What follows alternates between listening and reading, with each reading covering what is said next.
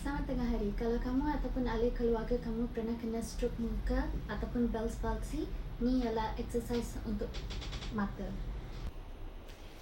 Pertama, seorang ahli keluarga kena support kepala pesakit yang kena stroke muka.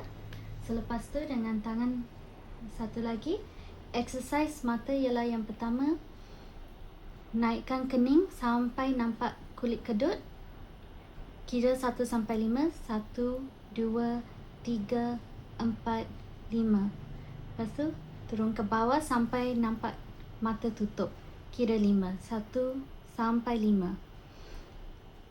Naik balik atas sampai nampak kulit kedut dan mata buka. 1 sampai 5. Lepas tu turun sampai nampak mata tutup. 1 sampai 5 juga. Selepas buat ini 5 kali, yang kedua ialah kita balah naik 1 sampai 5, kiraan 1, 2, 3, 4, 5, dan kita turun sampai nampak mata tutup. 1 sampai 5. Kita buat ini juga 5 kali. Boleh buat 1 set pagi dengan 1 set petang.